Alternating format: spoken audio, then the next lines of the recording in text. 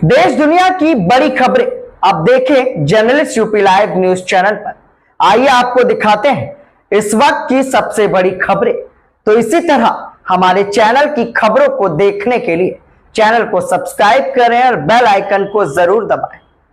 दिखाते हैं इस वक्त की बड़ी खबर। सपा सुप्रीमो अखिलेश यादव ने प्रेस कॉन्फ्रेंस का आयोजन किया। इस अवसर पर उन्होंने बीजेपी सरकार पर जमकर निशाना साधा। उन्होंने यूपी से लेकर गुजरात तक के तमाम लोगों पर निशाना साधते हुए कहा कि गुजरातियों का साथ न देना। आइए आपको दिखाते हैं हमारी ये खास रिपोर्ट कि अखिलेश यादव ने अपने प्रेस कॉन्फ्रेंस में आखिर क्या कुछ कह डाला। बस्तियां उजाड़ने में, आज भारतीय जनता पार्टी केवल बस्तियों को उजाड़ने में, लोगों के घर गिराने में, बुलडोजर चलाने में, अयोध्या जो प्रभु श्री राम की प्रजा है उसे बेघर करने में लगी है। यही काम भारतीय जनता पार्टी का है। बहुत बहुत धन्यवाद। मैं अध्यक्ष जी को सारे कागज सौंप दे रहा हूं। अपने किसानों को इधर दीजिए। अच्छा, एक ही बात है। खतौनी है सारे किसानों की, और ये खतौनी है।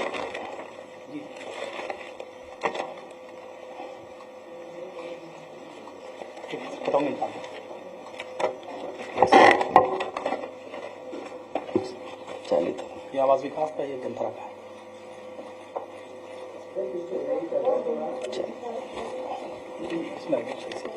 इसको बात यार ये मुआवजा नहीं मिला है। ठीक है, तीनों लगे।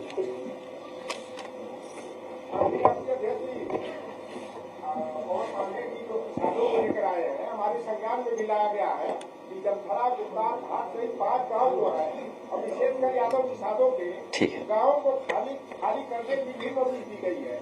या आप अपने गांव को यहाँ से खाली कर दो। ठीक। अभी अयोध्या और आप लोग बाद में बुला लेंगे यहाँ, जब लोग जाएंगे तब तस्वीर के लिए आप भी इस मुद्दे में शामिल हो गए।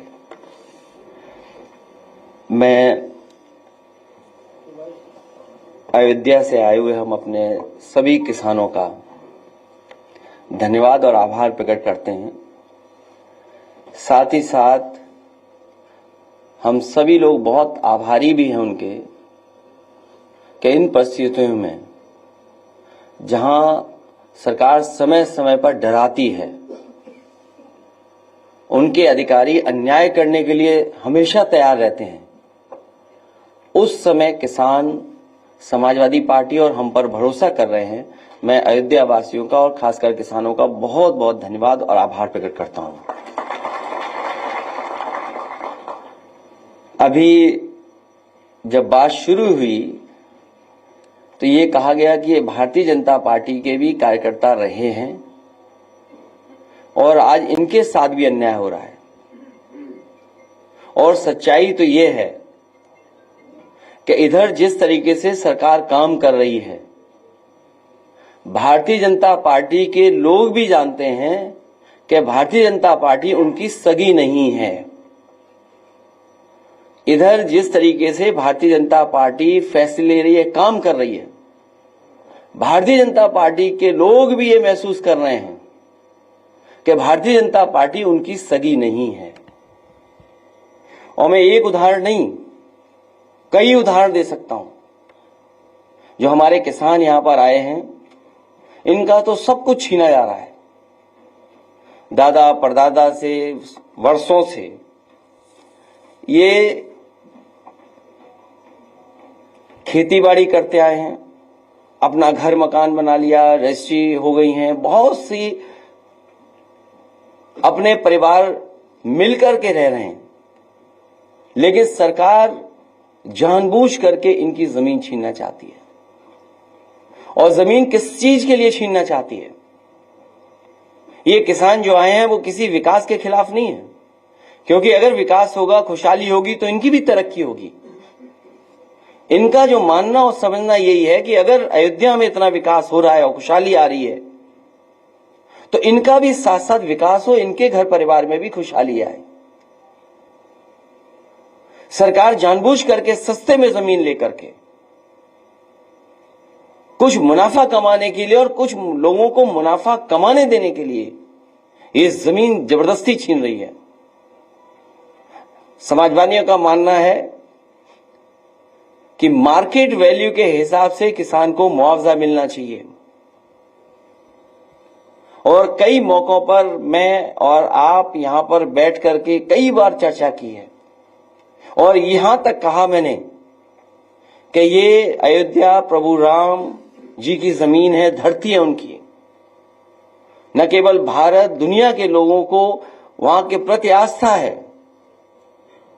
तो वर्ल्ड क्लास सिटी बने, वर्ल्ड क्लास इंफ्रास्ट्रक्चर बने, लेकिन जो लोग वहां से उजाड़े जा रहे हैं वो उजड़े नहीं, वो भी कम से कम बराबरी के साथ खड़े दिखाई दें। इसलिए मैंने कहा था कि अगर सर्किल रेट बढ़ा करके 6 गुना भी मुआवजा देना पड़े तो सरकार को पीछे नहीं हटना चाहिए।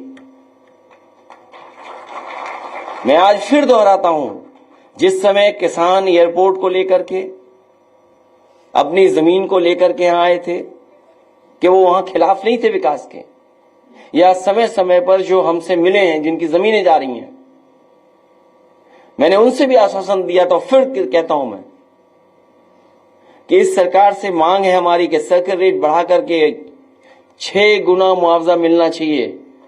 जो मार्केट वैल्यू है उसके हिसाब से उनका मुआवजा मिलना चाहिए। और अगर ये सरकार नहीं देती है, जब कभी भी समाजवादी सरकार बनेगी तो अयोध्या निवासियों को इसी तरीके से सर्किल रेट बढ़ा करके मार्केट वैल्यू के बराबर उनको मुआवजा दिलाने का काम करेंगे। आखिरकार सरकार को किस बात का नुकसान हो रहा है? जहां आश्रम बनने चाहिए वहां होटल बनाना चाहते हैं। ये बात तो किसी को समझ में नहीं आ रही।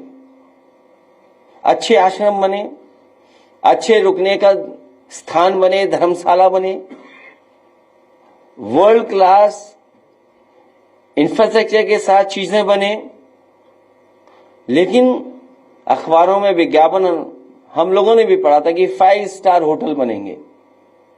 बीजेपी के लोग तो 5 स्टार होटल के खिलाफ थे, उस संस्कृति के खिलाफ थे।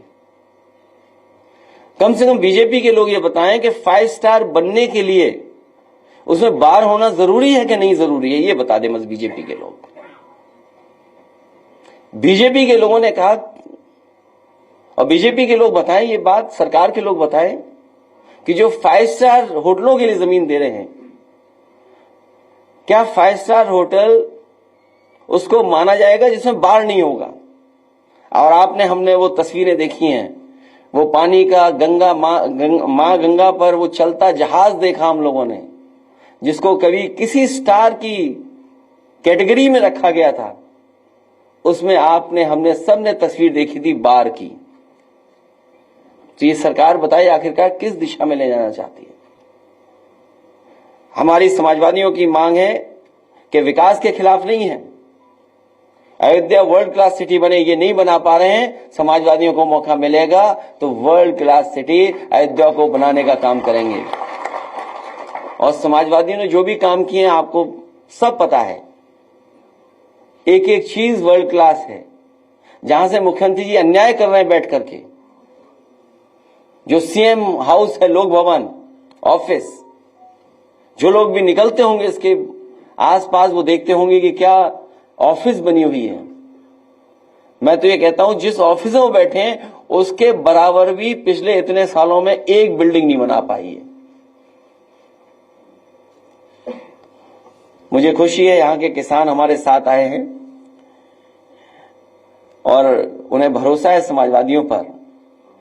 मिल्कीपुर में भी चुनाव है, वहां पर पीडीए के प्रतिनिधि लड़ रहे हैं चुनाव। पीडीए के प्रतिनिधि ही समाजवादी पार्टी के प्रत्याशी हैं और उत्तर प्रदेश का, देश का सबसे बड़ा उपचुनाव होने जा रहा है।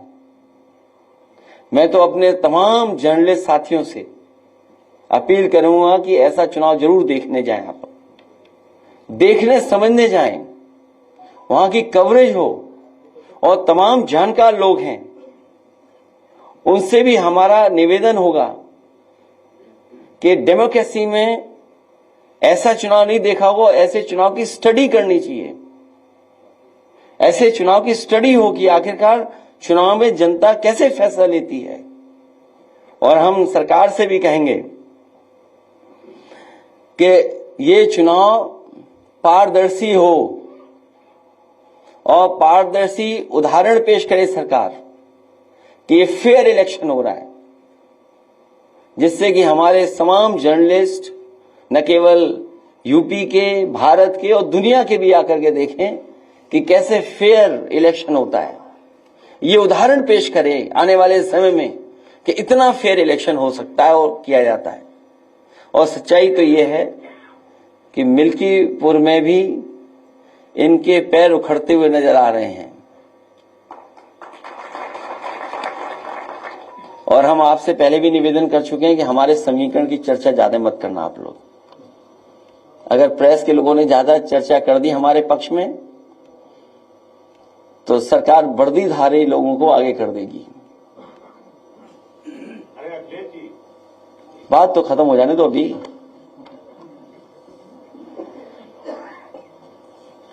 और भाजपा को हराने के लिए हमारे किसान तो हैं ही तैयार,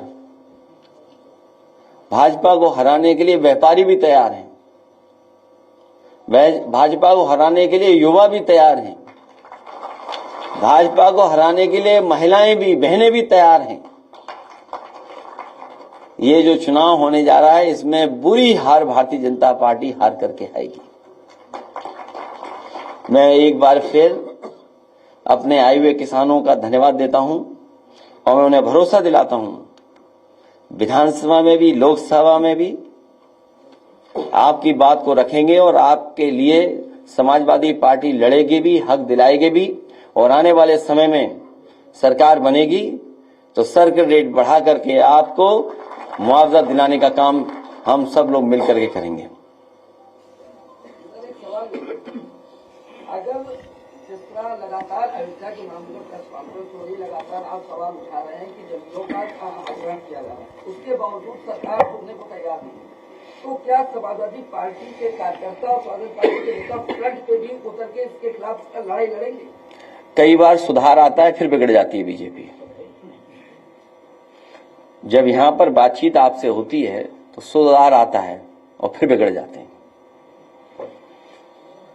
और इससे महत्वपूर्ण सवाल हमारे पत्रकार साथियों को ये पूछना चाहिए और बताना चाहिए जनता को भी कि आखिरकार सब रजिस्ट्रियां बीजेपी वालों की कैसे हो रही हैं। लोग कह रहे थे कि आप गंगा नहाने कब जाएंगे और आप गंगा नहाने गए भी, और उसकी एक तस्वीर आपने वायरल की जो लाखों लोगों ने देखी। उस तस्वीर को जो आप चेन पकड़ के हैं उसको लोग देख के विरोधी जो है ठंडे बस्ते में चले गए और कह रहे हैं कि यार द मोस्ट हैंडसम पॉलिटिशियन। मैं अपने साथी का धन्यवाद देता हूं और मुझे अच्छा लगता है कि सबसे पहले सवाल आप ही और सबसे अच्छा सवाल आप ही पूछते हो। अब मुझे तो ये लगता है कि मुख्यमंत्री जी को 2 डिप्टी सीएम हाथ पकड़ करके ले जाकर के डुबकी लगवाएंगे।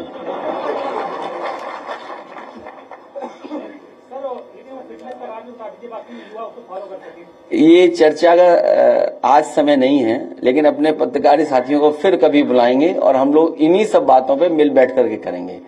कुछ हम बताएंगे, कुछ आपसे हम लोग सीखेंगे। वो बात पुरानी हो गई, फिर जाएंगे। सर, दक्षिणांचल और पूर्वांचल डिस्कॉम को विद्युत का आदेश, हम लोग इसके पक्ष में नहीं कि प्राइवेटाइज हो, इस पक्ष में नहीं, क्योंकि प्राइवेटाइज हो जाएगा तो हमारी जनता को फिर महंगा बिजली और तमाम सरकारी नौकरियां, जो बात हम लोग कहते थे संविधान के साथ खिलवाड़ हो रही है। संविधान में मोटी मोटी बात जो हम सब आप समझते हैं कि संविधान के तहत ही हमें आरक्षण मिला है, और जब प्राइवेट हो जाएगी चीज तो आरक्षण नहीं मिलेगा, आपको नौकरी नहीं मिलेगी। तो संविधान में जो हमें हक अधिकार मिलता है उसके खिलाफ भारतीय जनता पार्टी काम करती है। अगर प्राइवेटाइजेशन हो रहा है और पक्की नौकरियां छीनी जा रही तो इसका मतलब यह है कि बाबा साहब भीमराव अम्बेडकर जी का दिया हुआ संविधान के साथ छेड़खानी हो रही है। वो पासवान है और कहा जा रहा है कि गुजरात में उनका कारोबार है, टिकट दिल्ली से हुआ है, बाहरी वर्सेस लोकल की लड़ाई। मेरा तो एक ही निवेदन और अपील रहेगा कि गुजरात वालों से बच के रहना। इसमें कोई दो राय नहीं, जितना समाजवादी के शासन में उत्तर प्रदेश के अंदर काल हुआ है और जितना देखा गया है कि समाजवादी ने जो काम किए हैं वो उसकी विकासता दिखती, लेकिन क्या वजह रही लगातार पिछले 2 बार समाजवादी बैकफुट करते रही, इसकी वजह क्या रही इतने काम कराने के बाद? ये भी अभी सवाल जाने कहाँ का है। हम अपने पत्रकार साथी को बता दें कि जब हालांकि ये हमारे किसान और सभी लोग आए हैं, जब यहाँ पर सब स्टेशन के लिए जमीन लेनी थी घंटाघर के पास, तो क्योंकि जो घंटाघर के आसपास का सौंदर्यीकरण था तो वो सब स्टेशन नहीं हटता तो स्पेस नहीं बन रहा था, एरिया नहीं निकल रहा था। तो समाजवादी पार्टी की उस सरकार में हम लोगों ने फैसला लिया था कि सब स्टेशन हटाया जाए, और जब सब स्टेशन हटाने का फैसला लिया गया तो जमीन वहां नहीं थी।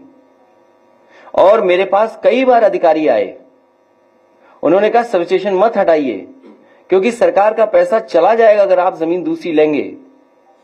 कई बार वो फाइल वापस करना चाहते हैं कि सब स्टेशन नहीं हटे, और इसी के सहारे उन्होंने हमारे एक एमएलसी को भी मना लिया था, पटा लिया था।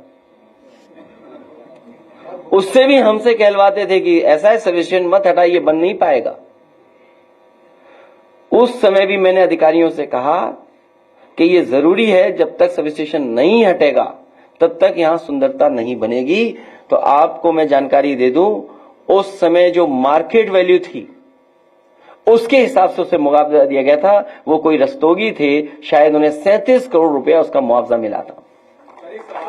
सोचिए आप, 37 करोड़, और बहुत 1 एकड़ जमीन रही होगी या 2 एकड़ जमीन रही होगी, वो अभी मुझे मेजरमेंट्स नहीं पता है, लेकिन उतनी जमीन के सरकार के खजाने से पैसा दिया गया। सवाल ये है कि अयोध्या में वर्ल्ड क्लास सिटी बने, और बीजेपी के लोग ये तो कहते थे वेटिकन सिटी बनाएंगे, हम उससे बेहतर सिटी बनाएंगे। अरे बीजेपी वालों, जरा गूगल करके तो देखो वेटिकन सिटी दिखती कैसी है। अगर उसके हिसाब से अगर तुमने 1 इंच भी बनाया हो अयोध्या में कहीं, तो बता दो हमें। आप उन गरीबों को आप मार रहे हो, किसानों की जमीन छीन रहे हो, जिनका जीवन यापन सदियों से वहीं होता आया है। इन्हें भगवान प्रभु श्री राम भी छोड़ेंगे नहीं, इनके खिलाफ भी भगवान श्री राम जी कुछ न कुछ करेंगे, जो गरीबों को दुख दे रहे हैं।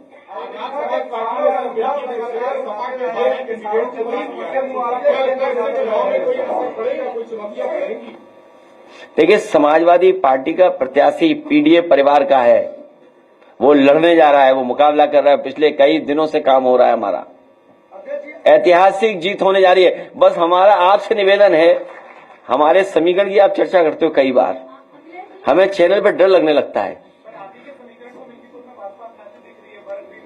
हमारे ही रास्ते पर भारतीय जनता पार्टी चलेगी, उस पर दूसरा कोई रास्ता नहीं है। जब भी उन्हें विकास के रास्ते पे चलना पड़ेगा तो हमारे ही रास्ते पर, ये पीडीए के रास्ते पर है। और देखिए पीडीए का कमाल क्या हुआ, कुंभ के मेले में हर खंबे पे पीडीए पीडीए लिख गया। आप पता करिए, आप जानते होंगे, हर खंबे पे पीडीए लिखा हुआ था। तो बताओ प्रभु श्री राम ने करा ये कि नहीं किया? बाद में जब सरकार को पता लगा तो हटवाने में लग गए, क्योंकि पीडीए का मतलब जो बीजेपी के अधिकारी को पता ही नहीं था, प्रयागराज डेवलपमेंट अथॉरिटी। सोचिए हमारा कितना प्रचार किया कुंभ में, अब सुना है कि सब हटवा दिए गए सरकार ने।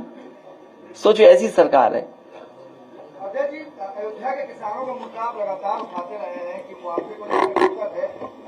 लगभग 2 महीने पहले आवास विकास परिषद के सचिव नीरज शुक्ला ने प्रेस कॉन्फ्रेंस की थी, और उस प्रेस कॉन्फ्रेंस में जो है अयोध्या के किसानों की बात की। उन्होंने कहा कि हम लैंड पूलिंग पे बात कर रहे हैं कि लैंड पूलिंग के लिए किसानों को जमीन दी जाएगी, किसान इस पे राजी हो कि वो अपनी पूरी जमीन देंगे और उसका 25% हिस्सा हमने डेवलप एरिया में देंगे। लेकिन किसान जो है लगातार बड़े ज्यादा मुआवजे की मांग कर रहे हैं, जो उनके लिए देना जो है लैंड पुलिंग या इस तरह की जो शब्दावली ला रहे हो, जो कई स्टेटों में सक्सेसफुल भी है, फेलियर भी है। ये लैंड एक्विजिशन का तरीका, पूरा सरयू नदी के आसपास लैंड एक्विजिशन हो गई। किसानों को कितना लैंड पुलिंग में मिला है वहां बता दे सरकार हमें।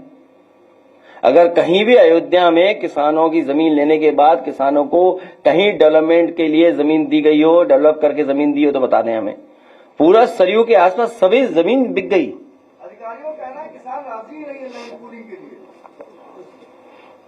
हम भी राजी नहीं हैं। सर एक सवाल, हम मार्केट वैल्यू के हिसाब से पैसा चाहते हैं, किसानों को मुआवजा मिले। अधिकारियों के चक्कर में रहोगे तो समझ लो क्या करना पड़ेगा तुम्हें। इससे अलग हटके है सर, आज बॉलीवुड के अभिनेता सैफ अली खान पे हमला हुआ है, जिसकी अभी प्रेस कॉन्फ्रेंस में आके डॉक्टर्स कर रहे हैं। 6 जगह हमला हुआ था, चाकू का टुकड़ा भी उनकी रीढ़ की हड्डी से मिला है। हालांकि सुबह सुबह ये खबर आई थी और लगातार सभी चैनलों पे चल रही है। सैफ अली खान स्वस्थ रहे, उनका इलाज अच्छा हो। क्या कारण है, किस कारण हुआ है, ये हमारी जानकारी में नहीं है, इसलिए हम इस पर कोई टिप्पणी नहीं कर सकते हैं।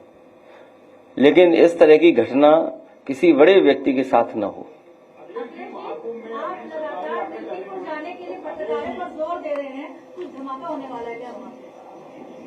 नहीं, हम तो चाहते हैं कि फेयर इलेक्शन हो, इसलिए आपको भेज रहे हैं।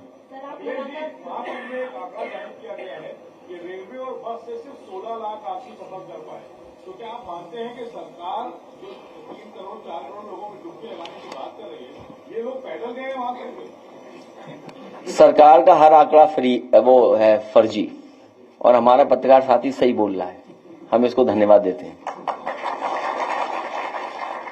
कुछ ट्रेनें खाली आ रही हैं, सुनने में आया गोरखपुर वाली खाली ट्रेन गई है पूरी, और नहीं मानते अभी वीडियो दिखा सकता हूं मैं आपको। नहीं, वो छोड़िए, हम उन पर चर्चा नहीं करना चाहते हैं। लेकिन ये बात मोटी मोटी मान लीजिए कि बीजेपी का हर आंकड़ा फर्जी है। याद कीजिए नोटबंदी में क्या कहा, भ्रष्टाचार कम हो जाएगा, काला धन खत्म हो जाएगा। आज बताइए भ्रष्टाचार कितना बढ़ गया, पत्रकार साथियों से बेहतर कोई नहीं जानता होगा। और इसी नोटबंदी के बाद जीएसटी आ गया। जीएसटी से बताओ व्यापारियों का नुकसान हुआ कि नहीं हुआ? व्यापारी बर्बाद हो गया। और अभी नई तरह की लड़ाई चल रही है कानपुर में, सभी कारोबारी कानपुर छोड़ करके जा रहे हैं। सोचिए, कारोबार अगर चला गया कानपुर से, ये कारोबार तो ला नहीं पाए। याद कीजिए इन्होंने कितना बड़ा आयोजन किया था, इन्वेस्टमेंट मीट। इन्वेस्टमेंट मीट का तो कुछ हुआ नहीं, कोई इन्वेस्टमेंट स्टेट के पास नहीं आया। लेकिन जो कारोबारी पहले से थे, जिनका कारोबार हो रहा था, चल रहा था, वो कानपुर छोड़ करके जा रहे हैं, लखनऊ छोड़ करके जा रहे हैं। ये इनकी जीएसटी वसूली और इनके भ्रष्टाचार की वजह से छोड़ करके जा रहे हैं। जब ये खबरें और लोग जानेंगे तो जो उत्तर प्रदेश में इन्वेस्टमेंट करना भी चाहते थे, वो इस तरह की लूट और बेईमानी के बाद कोई भी यहां पर इन्वेस्ट करने नहीं आ रहा है। और सोचिए झगड़ा क्या है, झगड़ा पता नहीं क्या है। अभी गोरखपुर में एक उद्योगपति जो भारतीय जनता पार्टी के समर्थक थे बहुत, उनका छापा पड़ा, 600 करोड़ की टैक्स चोरी का सवाल उठाए। 200 करोड़ और बढ़ा देते हैं। इसी तरह कानपुर वाले जानते होंगे, भारतीय जनता पार्टी के बहुत बड़े समर्थक, उनके यहां भी छापा पड़ा। तो ये बात मैं इसलिए कह रहा हूं कि भारतीय जनता पार्टी के लोग भी अब जान गए हैं कि भारतीय जनता पार्टी उनकी भी सगी नहीं बची है।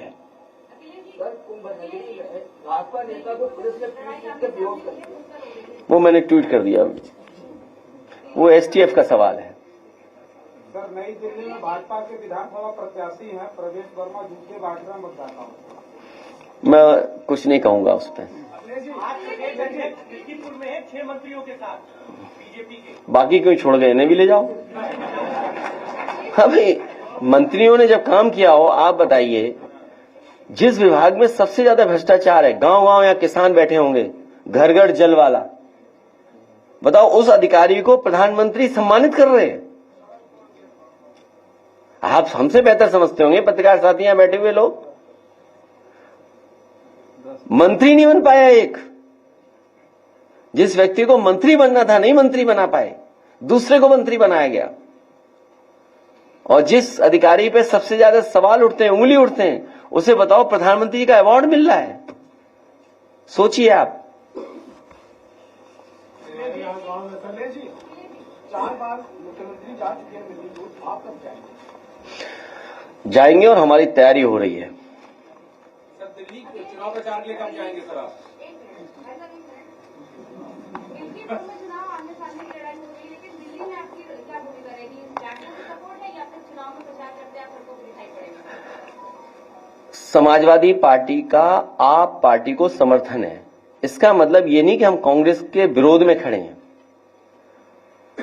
जो हमारी रणनीति थी, जिस रणनीति के सहारे हम लोग काम कर रहे हैं, वो रणनीति यही बताती है कि आप ही पार्टी जो संघर्ष में है और जिस मसले को लेकर के जहां से शुरुआत इंडिया गठबंधन हुआ है कि रीजनल पार्टी जो जहां मजबूत है उसके साथ खड़ा होगा।